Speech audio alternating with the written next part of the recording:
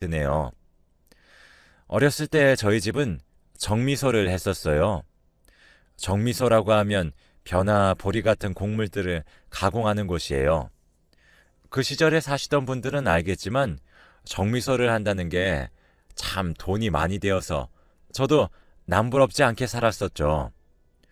중학교를 같이 다니던 순자라는 친구가 있었는데 그 집은 어머니가 장에 나가서 나무를 캐다 파는 걸로 돈을 벌었었고 아버지는 한양처럼 지내시던 분이라 너무 어렵게 살았었어요. 그래서 딱한 제 친구 사정을 듣더니 부모님은 너무 안 됐다며 저희 집에 딸려있는 옥탑방에 살게 해주었죠. 새 식구가 살기에 좁다며 오히려 미안해 하셨던 기억이 있습니다. 그래서 그 집이 어려워 돈이 없으면 그냥 받지 않기도 하고 또 생활 형편이 조금 괜찮을 땐 받으시고 그러면서 정말 친하게 지냈었죠. 그렇게 저는 고등학교로 진학하고 친구는 그 어린 나이에도 공장에 들어갔습니다. 워낙 어렵던 시절이라 어린 나이여도 그냥 일을 시키던 때였죠. 그렇게 친구는 어린 나이에 그래도 꽤 많은 돈을 벌었어요. 그러면서 안 좋은 친구들도 만났던 걸로 기억합니다. 저는 야간 자율학습이 끝나고 11시쯤 집에 돌아올 때 친구는 집 앞에서 친구들과 담배를 피기도 했었고 오토바이를 몰고 다니는 남자친구들과 어울려 놀기도 했었죠. 그러다 가끔 순자는 저에게 이런 내가 부끄럽니? 라며 민방한 얼굴로 숨죽여 물을 때도 있었습니다. 저는 예, 친구 사이에 그런 말이 어딨니? 그런 말 하지도 말어. 라며 툭툭 치며 웃어 보이기도 하였죠. 그래도 순자는 때묻지 않은 순수함이 있었어요. 어느 날은 기말고사 시험을 준비하던 저에게 손수 싸온 도시락을 주며 예, 이거 먹고 힘내. 내가 못하던 공부 네가 다 해줘야 한다. 라며 쪽지를 써서 챙겨주던 날도 부쩍 있었죠. 또 어떤 날은 본인에게는 비쌀 텐데 필기도구를 사서 우편함에 넣어놓고 쏙 숨는 날도 있었습니다. 그런 친구가 있다는 게 저는 오히려 더 행복했습니다. 그렇게 저희는 더 가까워졌고 저는 간호전문대학교를 들어가게 되었어요. 친구는 공장 일이 너무 힘들다며 투정 부리더니 제가 대학교 2학년이 되던 해에 결혼을 했죠. 저희 부모님은 친딸이나 다름없다며 비싼 냉장고도 선물해 주셨습니다. 친구는 얼떨떨해하며 받아도 되나 고민하고 있었고 저는 그런 친구의 마음을 읽고는 아빠는 그런 걸 뭘 물어. 그냥 딱 갖다 줘야지. 아빠도 참 이라고 했죠. 제 말에 한바탕 다들 웃어 넘겼습니다.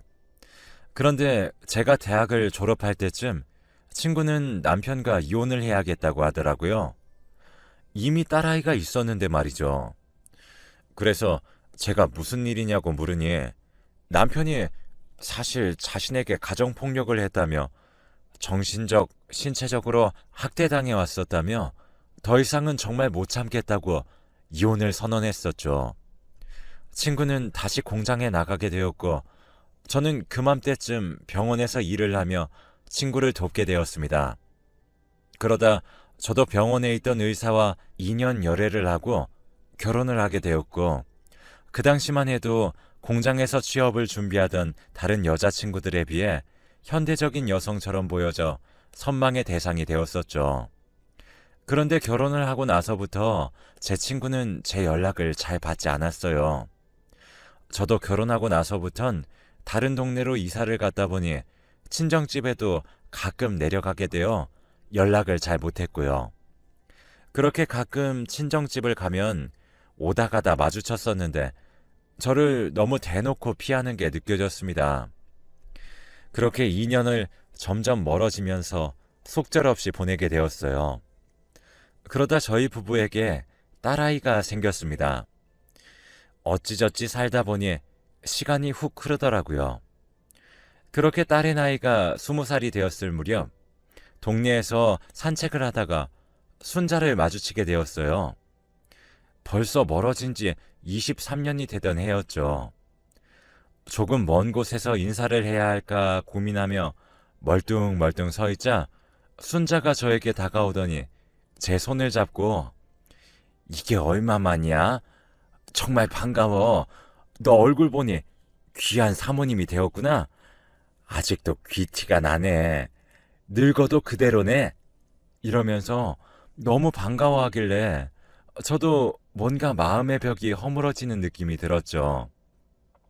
그렇게 저희는 주변 카페에 들어가서 이야기를 나누었습니다. 순자가 먼저 입을 열었고, 너 나한테 서운하지? 내가 어느 날부턴가 연락도 잘 안 되고 그래서 말이야.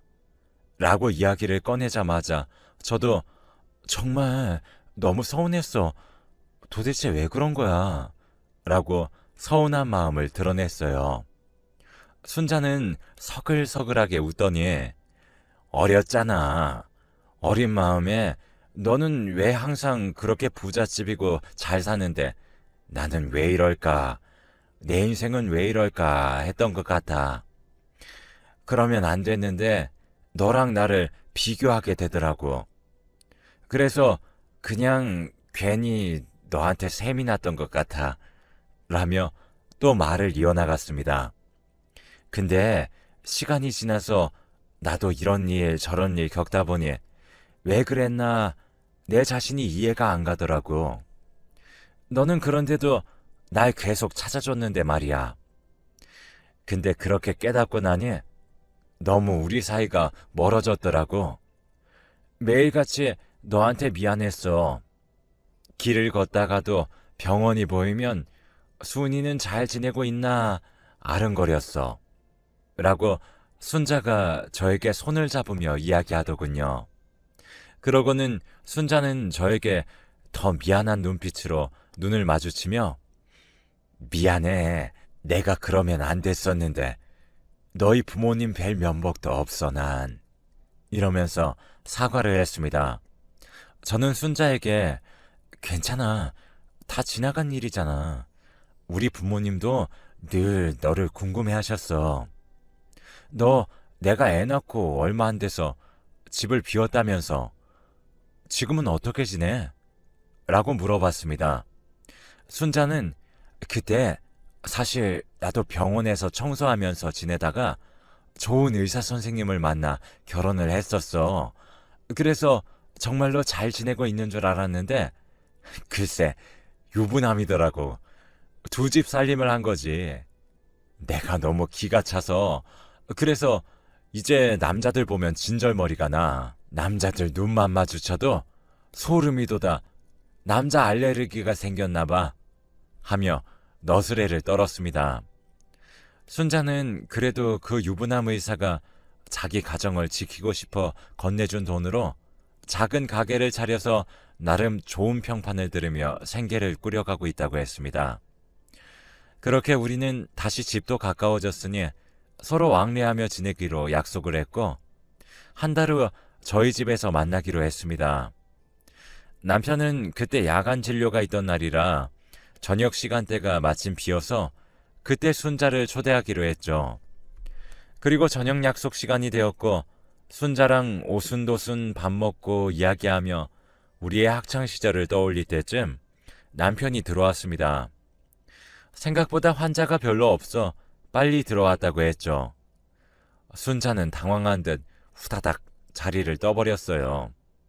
그러고는 저에게 전화해서 미안해 순이야.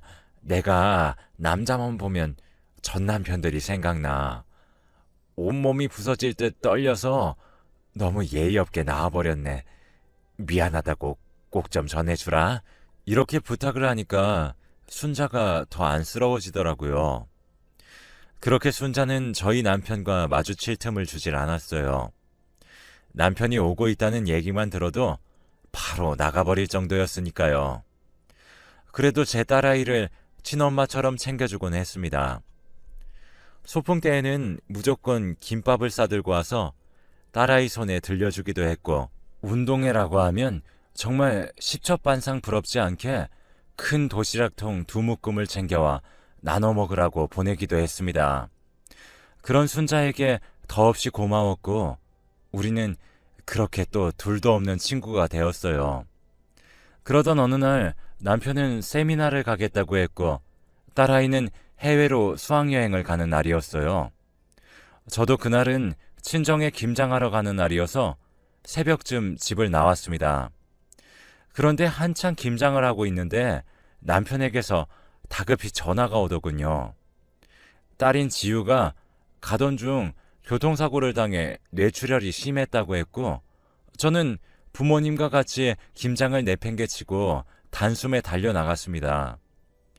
지우는 뇌손상이 심해 식물인간이 되었습니다. 의사들은 워낙 크게 머리에 타격이 심했던 터라 어떻게 될지 모르겠다고 일단은 기다려봐야 한다고 했어요.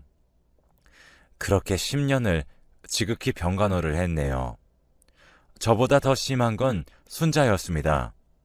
순자는 가게도 다른 사람에게 맡기고는 지우에게부터 병간호를 해주었는데 너무 의지가 되고 고마웠어요. 어쩜 저렇게 사람이 변하질 않았을까 싶었죠. 지우는 깨어나지 못하고 있었지만 그래도 옆에서 그렇게 붙잡아주는 순자가 있어서 저는 10년이란 긴 세월을 희망을 놓지 않고 병간호를 했었던 것 같아요. 의사들은 아마 깨어나지 못할 거라고 이야기했습니다. 저는 하나님께 제발 제 아이가 의식을 찾게 해달라고 매일같이 지우의 손을 붙잡고 기도했습니다. 그런데 어느 날 집을 막 나서려던 참에 병원에서 전화가 왔는데 지우가 손가락을 움직이기 시작한다고 하더라고요. 저는 쿵쾅대는 가슴을 진정시키며 택시를 타고 바삐 병원에 도착했는데 지우는 눈을 떠 깜빡이는 정도였죠. 어느 정도의 움직임을 보이긴 했지만 소리를 조금씩만 낼 뿐 큰 호전을 보이지 않았습니다. 그렇게 2년의 시간이 흐른 뒤에 어느 날 갑자기 지우가 옆에 있던 저를 툭툭 치더군요. 그러더니 엄마라고 입을 뗐습니다. 믿기지가 않았어요. 지우야, 지우가 엄마 부른 거야? 라며 눈물을 흘리며 물어봤더니 지우는 끄덕거리며 엄마 하며 같이 눈물을 흘렸습니다. 저는 지우를 부둥켜 안고 정말 목이 부어오를 정도로 엉엉 울었어요. 지우도 엉엉 울더니 울먹거리며 순자, 순자 반복하더라고요. 그래서 무슨 일이야? 순자 이모가 보고 싶어? 이모가 정말 좋아하겠다. 매일같이 널 간호했어. 지극정성으로. 놀라 자빠지면 어떡하니? 라며 휴대폰을 집어드는데 지우가 휴대폰을 쳐내버리더라고요. 지우는 씩씩거리며 화를 내고 있는 듯 했습니다. 그러더니 어렵게 말을 이어갔는데 충격으로 눈앞이 하얘졌습니다. 지우가 말한 내용을 다시 정리해서 이야기해보면 그때 지우는 수학여행을 가려고 아빠랑 같이 집을 나섰다고 했습니다. 아빠가 데려다 주겠다고 말이죠.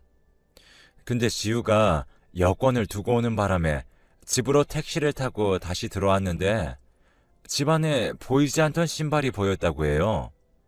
그래서 지우는 엄마가 신발을 새로 샀나 싶었는데 안방에서 말하는 소리가 들렸다고 합니다. 그래서 안방문을 열었더니 순자 이모랑 아빠가 있었고 지우의 눈빛을 눈치챈 순자 이모가 불이 나게 안방을 나가려고 했답니다. 그래서 지우는 왜 이모가 여기 있냐고 우리 아빠랑 뭐 하는 거냐고 소리를 쳤답니다. 순자가 내가 너한테 이런 일까지 이야기해야겠냐고 놓으라고 밀쳐버렸는데 하필 지우가 서랍장에 머리를 부딪혀 쓰러진 거라고 합니다. 그때부터 기억은 안 나지만 순자 이모랑 아빠는 오래된 사이처럼 보였다고 해요. 저는 지우의 음성을 녹음한 뒤에 남편과 순자를 불러 음성을 들려주었습니다. 남편은 당황해하며 무릎 꿇고 빌었지만 순자는 뻔뻔한 얼굴로 저를 쳐다보고 있더군요. 제가 순자에게 쏘아붙였습니다. 너 나한테 할 말 없어? 너 때문에 우리 지우가 그렇게 된 건데 넌 나한테 할 말 없니? 라며 악을 질렀더니 순자는 저에게 오히려 너 교양 있는 여잔 줄 알았더니 어디서 소리를 지르니? 귀 떨어져 나갈 뻔했다. 왜? 이 세상 행복이 다 너 건 줄 알았어? 라며 팔짱을 끼고는 저를 위아래로 훑어보더라고요. 저는 순자에게 네가 어떻게 나한테 이럴 수 있어? 우리 지우가 널 얼마나 따랐었는데 너도 자식 키우는 입장에서 지우가 그렇게 됐는데 어떻게 모른 척하며 내 곁에 12년을 아무렇지 않게 붙어있을 수가 있어? 라며 울부짖었습니다. 순자는 저를 보더니 너랑 네 남편이 인연이 아니었나 보지. 인연은 따로 있는 법이거든. 그러니 사실 지우도 이 세상에 나올 애가 아니었나 보다 했었어. 솔직히 그때 죽을 줄 알았거든. 깨어날 줄은 상상도 못했는데 생명이란 게 참 끈질겨. 한순간에 얻어진 건데 끊어질 때까진 80년, 100년이나 걸리니 말이야. 라며 코웃음을 치더라고요. 저는 이게 무슨 이야기인지 모르겠더군요. 이해가 잘 안 됐습니다. 인연 타령은 뭐고 지우가 원래 세상에 나오면 안 됐다는 말은 또 뭔지. 그래서 순자에게 너 그거 피해의식이야. 네가 그렇게 각박하게 살아와서 세상을 그렇게 보는 거 아니냐? 나랑 남편은 너 없었을 때 얼마나 잘 지내는데 나밖에 없는 사람이었다고 네가 꼬리친 거 아니야? 라며 물으니 순자는 또 코웃음을 치며 네 남편 내 가게 단골 손님이었어. 잊었나 본데 너네 남편 병원이랑 가까워서 손님으로 만나게 되었어. 그런데 어쩌다 보니 서빙을 하던 중 네 이름이 나오는 게 아니겠어? 단순히 네 남편인 걸 알았지. 그날 밤 여태 내가 살아왔던 인생들이 스쳐 지나가더라. 라고 말을 하며 제 남편을 쳐다본 뒤 순자가 다시 말을 이어갔습니다. 그날 밤 하늘을 보며 기도했어. 왜 순이만 그렇게 행복한 인생을 사냐고. 근데 그렇게 밤새 울며 하늘에 대고 하소연을 했더니 하늘이 나에게 말을 거는 것 같더라고. 그 행복이 내 것이 될 수도 있지 않겠냐고 말이지. 그래서 나는 곧장 너희 남편 병원으로 갔어. 그러면서 진찰을 해달라고 했지. 근데 날 보며 흔들리는 게 보이더라고. 내가 집안은 못났어도 얼굴 하나는 끝내줬잖아. 너보다 몸매도 얼굴도 훨씬 괜찮았잖아. 그래서 인기도 많았고 네 남편 너무 쉽게 나한테 넘어오더라. 어떤 날은 가게 앞에 서서 기다리기까지 했다니까? 하며 하하 웃는 게 아니겠어요. 그러면서 순자는 재밌다는 듯이 또 말을 했습니다. 그렇게 지내다 보니 너랑 공원에서 마주치게 된 거고 넌 이미 나랑 네 남편이 어떤 사이인 줄도 모르고 너무 순진하게 다가오더라. 그 상황이 나에겐 너무 웃기고 재밌었어. 너도 별거 아니구나 싶더라고. 다 가진 것처럼 보인 너도 사실 별로 가진 것도 없는 것처럼 느껴지더라. 내가 우월해 보였달까? 고소하기도 했어. 뭔가 지난날의 나와 네가 바뀐 느낌이 들었거든. 그렇게 이야기를 이어나가던 순자는 저에게 선전포고를 하듯 이야기했습니다. 이제 이 집 주인은 나야. 그러니 나가줄래? 이 집도 차도 의사 남편도 다 내 거라고 하면서 저를 쫓아내듯이 밀어냈습니다. 저는 쫓겨나면서 거칠게 뿌리치며 네가 나가라고 빌지 않아도 내 발로 나갈 거야. 너 이 집이 그렇게 탐났어? 의사 남편 한 번 더 두고 싶었니? 그렇게 타고 다니던 그 차가 그렇게 탐났어? 가질 수 있으면 가져봐. 라며 절대 모를 말을 남기고 나와버렸습니다. 남편은 순자의 뺨을 치고는 저에게 달려와 바짓가랑이를 붙잡으며 자기가 잘못했다고 미안하다고 빌었습니다. 지우를 아빠 없는 딸로 키우면 안 되지 않겠냐며 정말 한 번만 용서해달라고 하더군요. 자신은 저 여자가 꼬드겨서 그냥 혹한 것뿐이지 절대 마음 준 건 아니라고 말도 안 되는 말을 장황하게 늘어놓았죠. 저는 매몰차게 발로 차버리고는 이혼 서류 보낼 테니 준비하라고 했습니다. 저와 지우는 제 친정 부모님 집에 가서 지냈고 저는 이혼 서류를 보냈습니다. 집 앞에 매일 와서 무릎 꿇으며 저희 부모님한테 죄송하다고 울고 불며 매달렸습니다. 그러던 어느 날 지우 병원 검진을 받고 돌아오니 또 문 앞에 남편이 있더군요. 지우를 얼른 들여보내고 남편에게 말했습니다. 이틀만 더 시간 줄 테니 이혼 서류에 도장 찍어서 우리 변호사 측으로 보내 라고 이야기할 때쯤 순자가 나타났습니다.